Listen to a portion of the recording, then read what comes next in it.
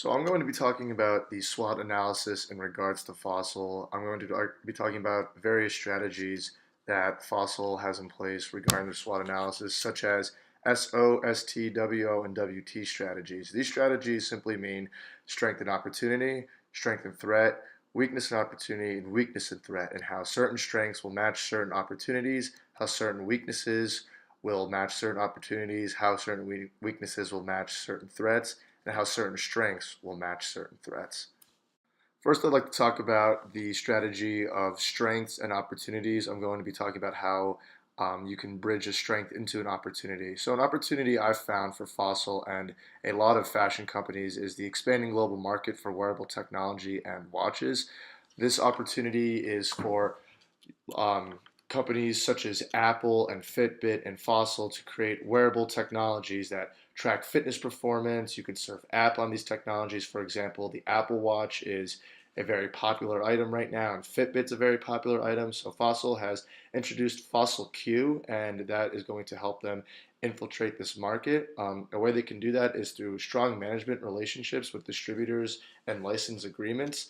So the bridge between that is that Fossil and Kate Spade announced a global licensing agreement for Kate Spade New York watches. The company announced that they have signed a global license agreement for the design, development, and distribution of Kate Spade New York watches through 2025, and it's beginning in 2016. Through the partnership, Fossil Group assumes the existing watch business successfully built under the Kate Spade New York brand and will begin distributing the assortment through its extensive global network. Fossil Group will launch the first collection of watches designed, developed, and distributed in collaboration with Kate Spade New York, a global lifestyle brand, in 2016. Product will be available in Kate Spade New York stores as well as key retailers globally. Now, Kate Spade isn't going to be the medium for the Fossil Q watch, but is a good example of how Fossil wants to extend its international branding. They want to have their international presence more strongly known because now they're not going to only be competing with watch companies, but other tech companies and other fashion companies on a global scale. So companies like Apple and Under Armour and other sort of giants like that they will be competing with. So this license agreement will continue to maintain their brand strength. Like Kate Spade is a huge brand, so this agreement will help maintain their strength while they focus on their tech product lines, while also maintaining their product lines, their normal product lines with Kate Spade. So the ST strategy, which is strength bridging to a threat, I'm going to talk about is the constant changes in fashion trends and the threat of substitute goods. Um, Fossil has a strong innovative culture and experienced management team and reputation. Unfortunately for Fossil, there are many other international brands who have a strong sense of awareness in those international markets. Fossil is able to constantly modify its products, however, according to fashion. Fossil's innovative culture helps them compete and keep up with these trend shifts. Strong supply chain helps Fossil distribute its products all over the world.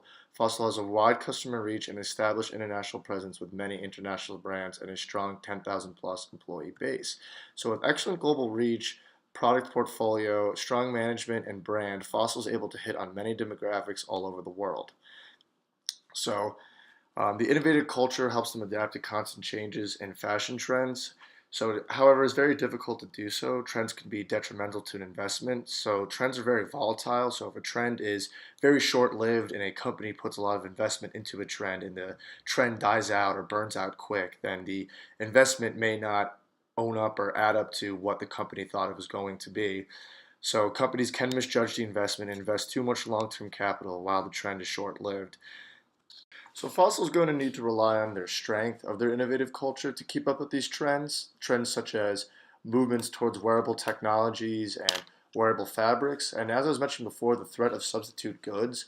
A lot of people find it difficult to surf apps or do their daily activities via a watch. I mean, they can pose as bulky and very gadgety looking, these watches, and just difficult to surf through. People might want to rely on their iPhone simply because it's very easy just to press your home button on your iPhone and tell you the time.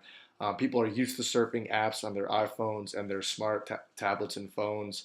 So, if this, like I was saying before, if this volatile trend for these goods, for these wearable goods, dies out quick, Fossil's campaign, their massive campaigns with Kate Spade, and their other acquisitions, could could fold and could pose as a big area of concern, whether it is to this investment going downhill, and profit losses could be knocking right on the doorstep of Fossil. So I think Fossil needs to rely on their innovative culture to adapt to these trends and these changes.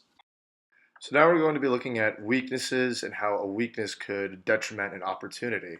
So an opportunity for Fossil is the acquisition of Misfit, and Misfit is a company that creates wearable technologies. They create the technology that goes into the wearables. And Fossil, like I said before, Fossil has a 2016 campaign for a big wearables campaign. So this acquisition of Misfit is kind of a starter or a jump start to this wearables technology campaign. I think the weakness with Fossil is that they're late on this trend and will now be competing against companies they never have before. So they have the acquisition with Misfit, but they will be competing against guys like Apple and other tech giants like Fitbit. So I believe they're playing a catch up, and they're playing catch up because they realize in order to survive and compete in international markets, they need to infiltrate this new market for wearable technology. But however, they are late and they are playing catch up. So I think that this is a big weakness for Fossil, and I think this could pose as a threat going forward for them that this might not work out. So they acquired this company and they're putting a lot into this campaign. So if it does not work out because they're too late, this could be huge for that investment and could really hurt them, hurt their profit and hurt their investment opportunity with this campaign. Now I'm going to be looking at a weakness bridging into a threat and how Fossil will evaluate a weakness. Hopefully a threat doesn't overexpose this weakness. Now, as I was mentioning before, there is a big threat of substitute goods, and substitute goods in a poor economy could be a huge threat where people don't want to buy these Fossil Q watches or these very expensive smart devices. They may just want to wear their own watch, their own simple watch they've been wearing their entire life, or just continue to look at their iPhone or pocket watch or any other means of telling time or surfing apps. So the weakness is that Fossil has no agreement with third-party manufacturers and can experience price fluctuations because of this.